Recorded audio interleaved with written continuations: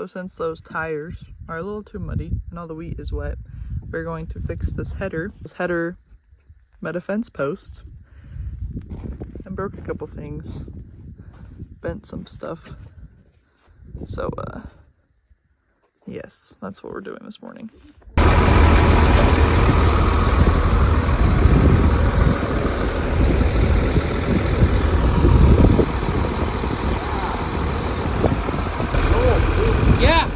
Yeah, this is on the other side, right?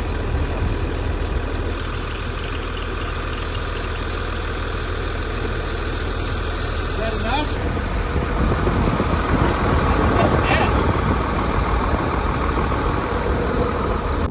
This one is all done, so now we're gonna do number 3. But we have to figure out how to park the combine so that we can get to it with the service truck because it is muddy. So this one's on the other side.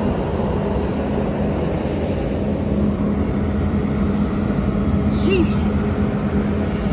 That is not supposed to look like that. Pull these off. Okay. That's supposed to go this way.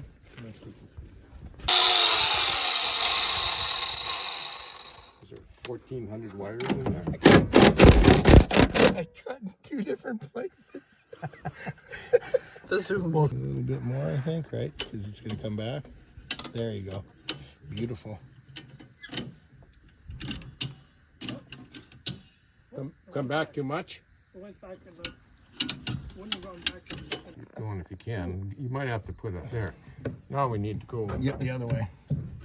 Do we want to hammer that over? So now that headers are done, we're gonna go back to the shop. Craig has to do bag deliveries today, and I don't know if I'll go with him this time or not, but it is very good for me to practice driving truck on bag deliveries, so. I also have friends showing up this afternoon. Very excited for that. Come here, come here, come here. What are you doing? What are you doing? You're barking up the wrong tree. Lovely. What do you mean? What do you mean? Like they're 9.5. Yeah.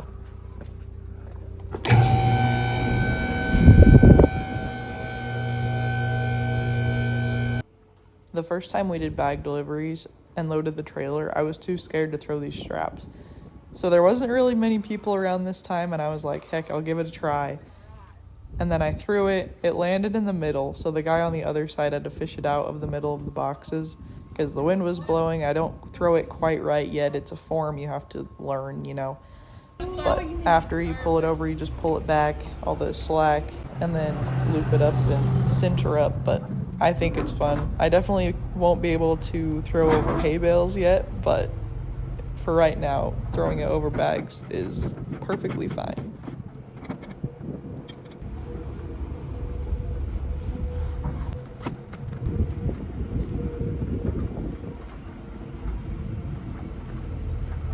Yeah, that one was rolled and just fell out because I haven't tightened it.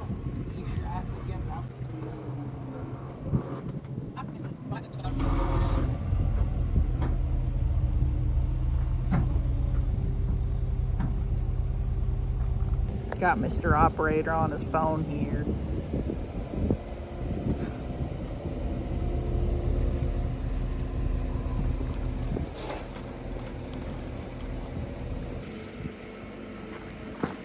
perfect. Look at that. I would not be able to do Pull that. what you need. Pull what you need. Yeah, trust me. That's no fun. Pull what you need. We always put a twist in our ratchet straps when we're going down the road because then it doesn't blow them around. So sit there and go in the wind. So there is the load. I'm pretty sure because the loader's off. I hope that's a load.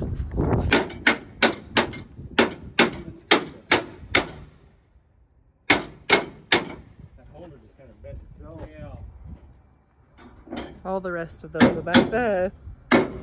Tristan's and Doug's down there. Right. Over to care, you know. That's nothing. So my friends that I told you guys about that was showing up is Devin! and she's taking pictures of our drill. So we are selling this drill, and with Quality Drills, the company that she works for, they're helping us list it on Tractor House and sell it. So that is only a small part of what they do. However, what we're also going to do, so this toolbar has an Intelligent Ag blockage system on it, as well as stainless steel on the cart. If you were to take this tool to John Deere wouldn't factor in the value of that Intelligent Ag system or the stainless steel upgrades on the cart. So we're going to help make sure that they get the value of the tool instead of just that kind of other offer from John Deere. And I shouldn't say we're selling it, my boss is selling it. I have nothing to do with owning this piece of equipment.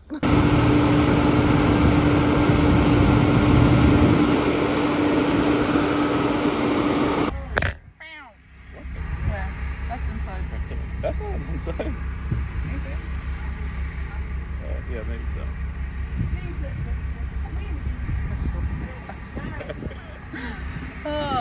These windows are so clean. It's almost like you can see someone else in my tractor now. I think we should stick Hayden in my tractor and I'll go in his combine for the day. So I don't know who put this in here this morning,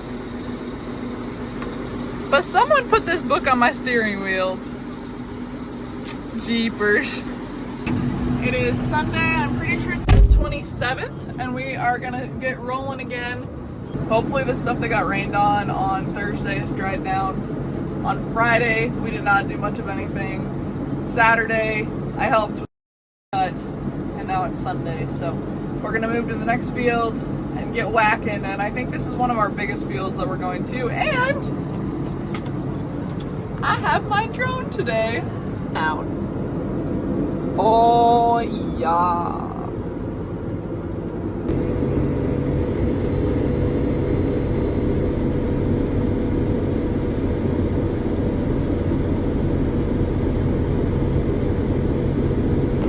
So the next time we will be up here is for sunflower harvest, and that is going to be in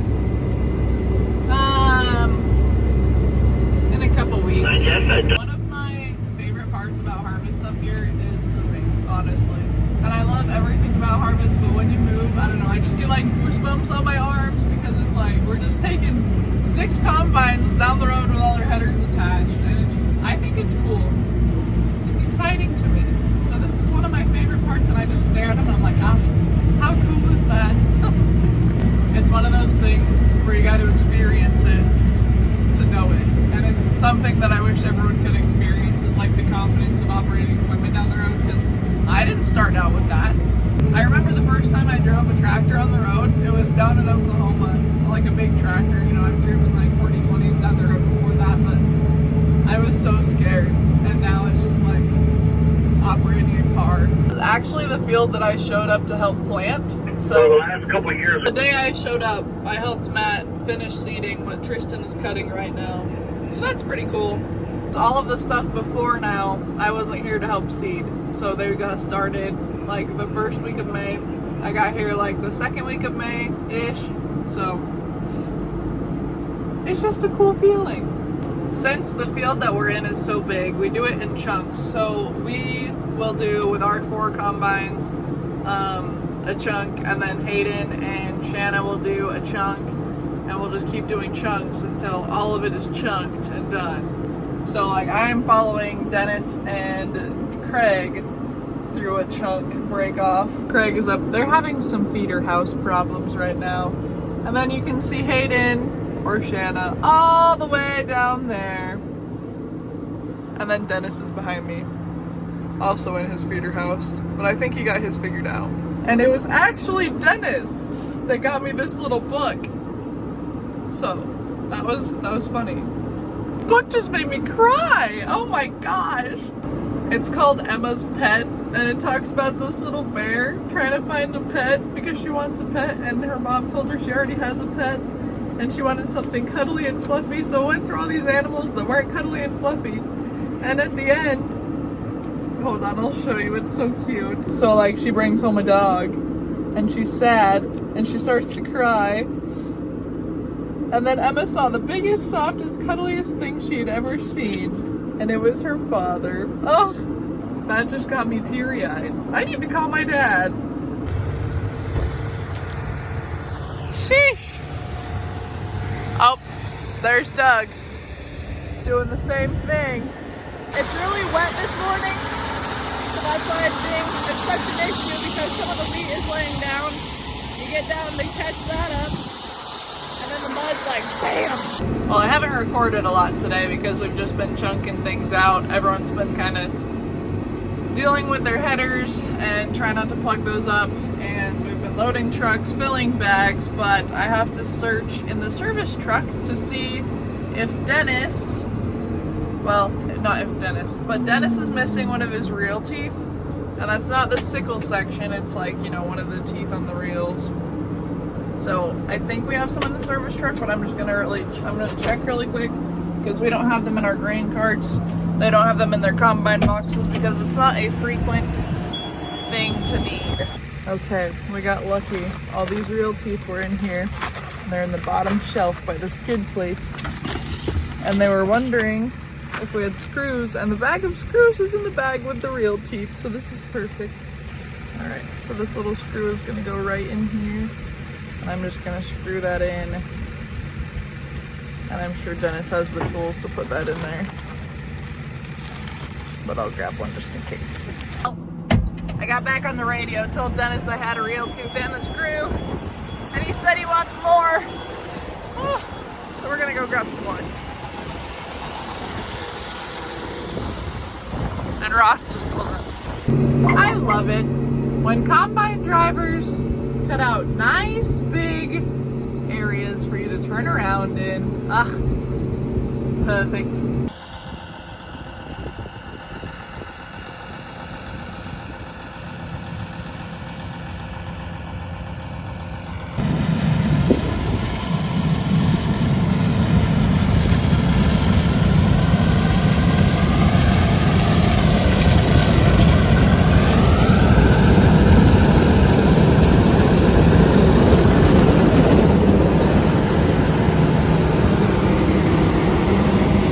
It's like Uber delivery or DoorDash, but for farmers.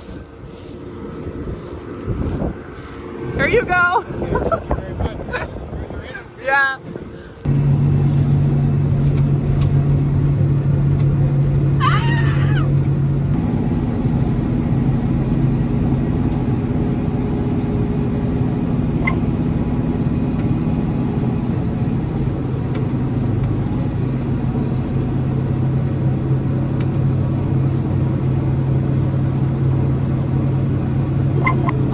Like to call this golden hour, you know, like an hour before sunsets. We like to call it I can't see anything hour. We don't actually call it that, but that's how it feels.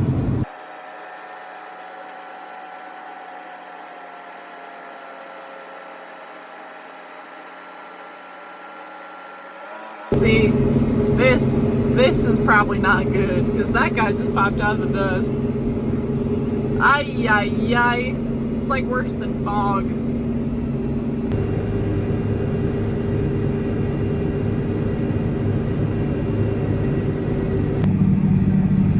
So we are still not done with this field. It is 8 o'clock at night. We started out here around 10 this morning because it was kind of wet and we had to service everything. We were waiting to get moved. We were waiting for the other combine to get back up from the shop. I mean, not really waiting for it, but that's just what was going on this morning. So we've put about 10 hours in, and we're switching to a different spot in the field. So we're bringing the bagger to another spot. We finished the back corners, so all of the stuff back here is done. But the field is still going, and we have to just move so that we're not, you know, running back and forth. I don't even know how long it is. I don't know if it's a whole mile. I don't think it is. Maybe it is. I have no idea, but I just know we're not done with it and we're not going to finish it tonight. Is there stuff left on them? So this is kind of a cool perspective of filling up the bagger. There's a lot of stuff you watch for, like if the hopper is getting too full, you can't open your gates too much because then you shear bolts on the bagger. Jaden is on the other side, and he's watching everything, making sure there's not grain leaking or ribbons starting, and then he's making sure that nothing else bad is happening. But you're just inching forward. You're not constantly moving, you just inch.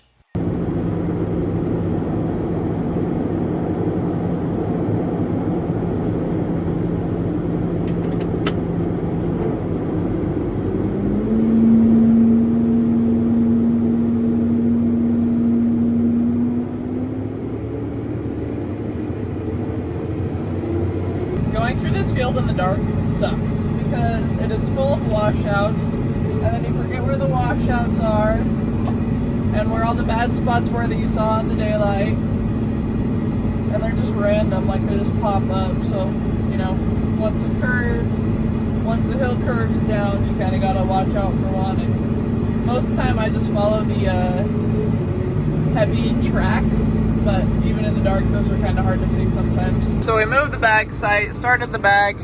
Sometimes when we start bag sites, it gets a little crazy, and grain cart drivers aren't always right there to get everyone, because most of the time Matt is helping at the bag. So combines fill up fast, and they'll just pull up to the bagger and dump in the grain cart while we're dumping in the bagger. So it works.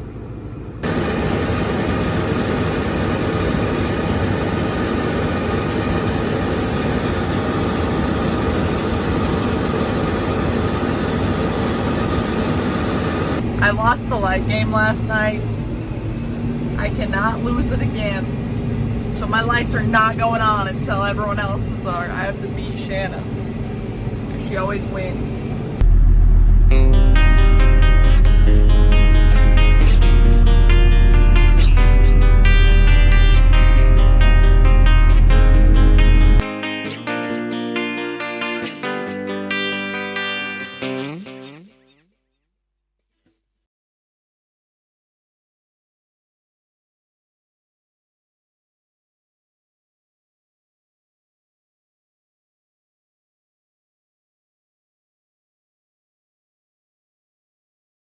As always, thanks for watching. Hasta la pasta.